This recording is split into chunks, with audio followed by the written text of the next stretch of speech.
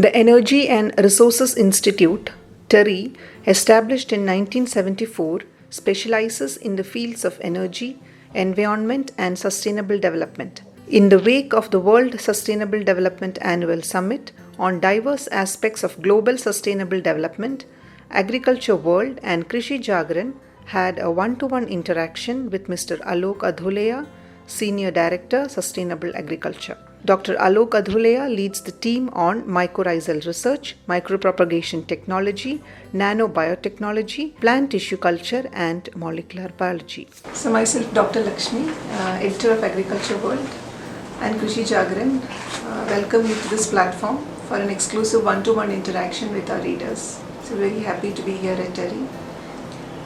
So you're the Senior Director, Sustainable Agriculture TERI. Our readers would love to know the different kinds of sustainable agriculture works which are happening in TERI. Could you kindly explain it? In TERI, we have been doing our research in agriculture since 1986, and we have been involved in the areas of plant productivity enhancement using microorganisms. We are also working in the area of developing new varieties through conventional and molecular breeding. We have also been working on developing some GMOs, as well as we are working on the tissue culture or micropropagation technology to produce improved variety of seedlings. Besides this, we are also working directly with the farmers in the hilly regions in order to increase their income by bringing the appropriate technologies which TERI have developed and providing them the market link in order to enhance their income. Thank you, sir. So you lead the team on mycorrhizal research, micropropagation technology, nanobiotechnology, plant tissue culture, and molecular biology. I'm very interested to know, was science a favorite subject from your school days? Well, from the school days, I was always been very interested to finding diseases coming into the plants, and that is the reason why I did my master's in plant pathology. And from there, we picked up the area that I pursued later. Very interesting, sir. What got you interested in these diverse yet specific fields, and which field excites you the most? Well, the field that excites me the most is the power of the microorganisms. We are not able to see and find them and feel them because they are below ground for the agriculture, but they do a great deal of job which we are generally not aware.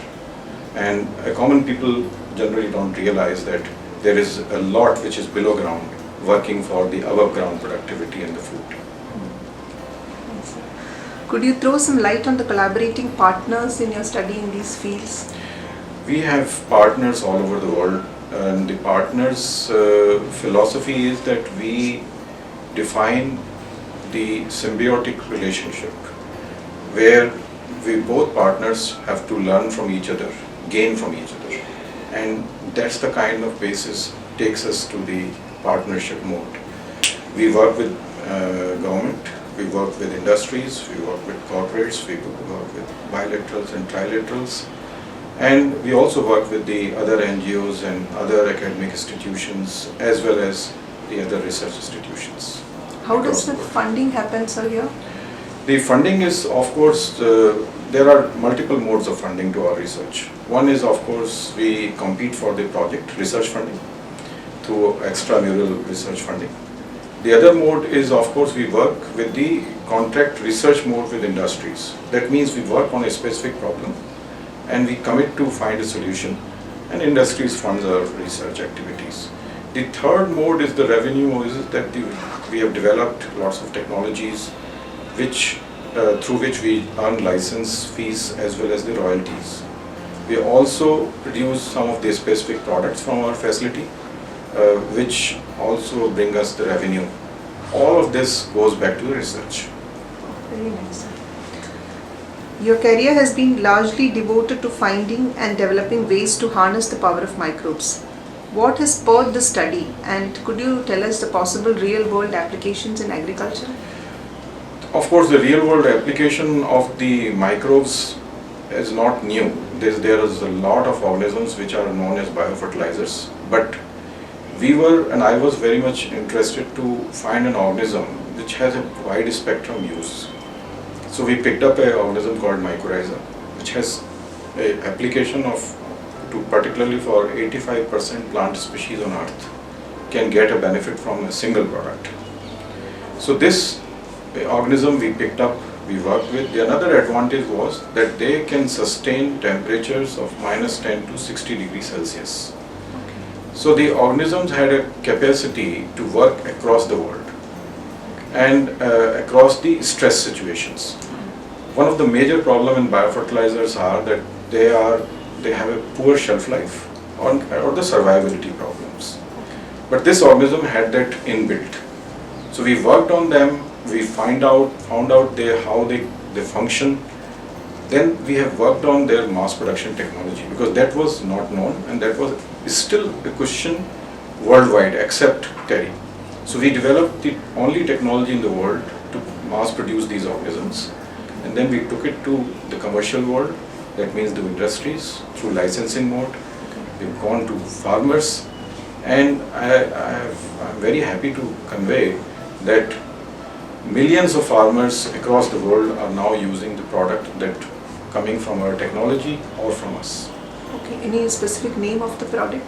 So mycorrhiza is the product, Mycorrhiza. which is branded by different companies in different ways, different names, and we call it Mycozoom.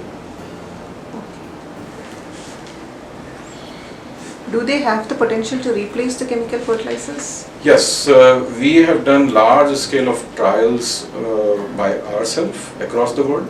We have done by third parties like premier agriculture universities. They have tested, validated, and we have confirmed that these organisms can save 50% of all the fertilizers and 100% of the trace elements for agriculture. Still they give similar yield or slightly higher yield. Okay. Where are the states where they are being used? Across the states, but large scale use in Maharashtra, Gujarat, Punjab, Haryana, Madhya Pradesh, and part of Kerala. Which any specific crops which? So they are being used for variety of crop, as I said, 85% plant species on earth. That means they are vegetable crops where they are being used for grapes, for sugarcane, for cereal crops, for oilseed pulses and pulses. What is your assessment of the current status of nanobiotechnology in the global as well as Indian scenario? Nanobiotechnology is a very new area, and particularly nanobiotechnology is a new area. Nanotechnology is pretty old discipline. The nanomaterials have been synthesized by physical or chemical mode. We have introduced nanobiotechnology because we had the strength of using microorganisms, and in the process of working with microorganisms, we have also realized that they are also in nature converting materials into nanomaterial naturally. We have used that phenomenon. There are multiple advantages of that. One advantage is that the product that we generate are safe because they are protein coated, because they are biologically synthesized. The cost of production is very low because the whole energy is used from the microorganisms rather than the external energy. The only little energy which we use for growing the microorganism. The third major aspect is that the major problem with the physically or chemically synthesized nanomaterial is that they tend to aggregate. They become micron size the moment we produce it and they allow them to be together. Whereas the biologically synthesized nanomaterials, they don't aggregate. So we don't have to use any other chemical to stabilize them. Very interesting, sir. TERI does nanobiotechnology research and has a TERI Diakin Center in Gurgaon. Could you explain about this center? This center we created with Deakin University's collaboration in 2010, almost 10 years now. And this collaboration was basically to again use the strength of two institutions. We had the major strength in the area of agriculture, microorganisms, plant sciences and biotechnology. The Deakin University had a very strong strength in the materials area. So we came together and set up this entity at Gwalpadi at our research station. And we brought number of multiple discipline researchers under one roof. That means a physicist, chemist, biologist, and in biology, agriculture scientists, breeders, agronomists, soil scientists, variety of chemists. All together, we have then defined research platforms. In this center, we are supporting PhD students, and the PhD students are additional workforce into the center. These PhD students are quite privileged PhD students. They come through a very rigorous screening and selection process, but then once they are selected, they are fully paid. They don't have to pay fee for their PhD, where they are enrolled at Deakin University. They are co-supervised by Deakin faculties and the TD and BC faculties. They get $3,000 of fellowship for going for an international conference during their PhD program. Besides, they are funded for other activities and so on, and they get full fellowship. And also we have a very good hostel for them to live. Now, this program is basically supports then these students and also the funded programs in which they work, and there are additional staff which works. So the strength of this center is right now is 140 researchers, and this basically in 10 years have published more than 140 papers and roughly 15 to 20 patents.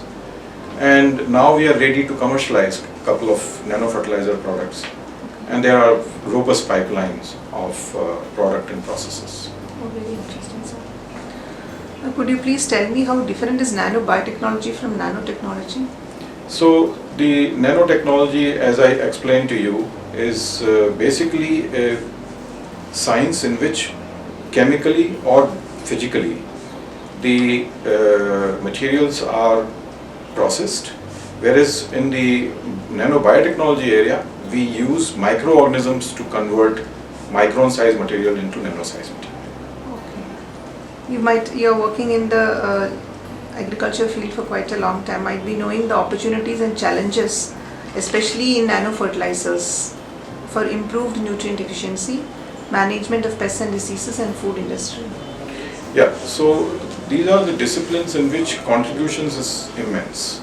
The both microorganisms and the fertilizers, the nanofertilizers, both immensely can contribute and will contribute in these areas, because the disease prevention with a highly efficient product, the biological strength to minimize fertilization, and chemical contributions. How are the toxicity issues relevant in nanomaterials met with? This was yet another area which we have hypothesized initially, that through the biological process of synthesis, the materials might be safe for the environment, because the otherwise produced materials have toxicity issues. Whereas when we have worked with them now, we have recently concluded a study which confirms that the biologically synthesized materials are truly safe, and even the lethal dose at the highest possible doses is not achieved. What are the regulatory scenarios of food and agri-nano products in India? So the regulatory scenario is changing. The Indian government and the Ministry of Science and Technology, Department of Biotechnology, has now finalized the national policy on the nanomaterials and also the microbes. And this is something which is also coming up now. So India is actually forging ahead with the new regulation policy, which will help regulators to work with a much better scenario to regulate products. Okay. Is nanobiotechnology done anywhere else in India? Yes, the nanobiotechnology is being done, and not biotechnology but nanotechnology is being done across India, many institutions. But biotechnology, we are the only one. Only one. Is there any other world leaders who are doing? Well, lots of work has been done in Korea, Taiwan, and now a lot of work is being done in America. Japan is also following the straight path. So there are multiple players coming in. But the nanotechnology area, nanomaterials area, I think the whole world is being there. Paints industry has received multiple products for How different is the biotechnology work, nanobiotechnology work in the other places? So nanobiotechnology is just beginning. Could you explain the kind of research happening at TERI with respect to nanobiotechnology? So we are developing multiple products for nanofertilizers biologically. We are also developing nanofungicide or insecticides. We are also working towards the natural colors, nanotized, so that their efficiency is high. And we've also designed a reactor which uses nanosalts for producing microorganisms. How effectively can you translate this lab research into practical applications? Well, we are now ready with products, prototypes, and very well validated since last 2 to 3 years in field condition. So they are ready to go now to the field with the industries. What is the future direction of work that is needed in the area of nanobiotechnology? I think a whole lot of areas needed. Food, where we can do a lot. The application systems, carrier development, delivery mechanism, precision delivery systems would be an area to work with. Micropropagation Technology Park is one of the largest tissue culture production units in North India. Could you explain a bit about its center and in terms of capacity? So the Micropropagation Technology Park is initiated by the Department of Biotechnology. We produce around 3 million plants, and they are virus-free planting material. We produce large varieties of fruit trees, other tree species, and the annuals and perennials. So these are high quality planting material. They are basically a carbon copy of an elite planting material through this technology that we develop. And this has improved a lot. We have around 100 commercial protocols, which no entity has it even today. Are these being supplied to any? So we have large scale farmers receiving the products from us, even the government departments receiving the plants from this facility.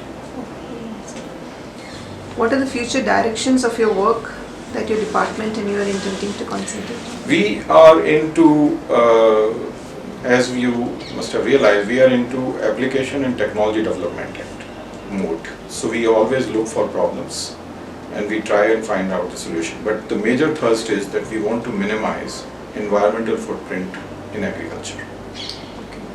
With organic and ZBNF coming, do you think these kinds of research will help in replacing the chemical? Integrated research is a key right now. We need to find how we can integrate and create this sustainable and safe agriculture. So anything else you would like to add? No, I think it's enough. Thank you, sir.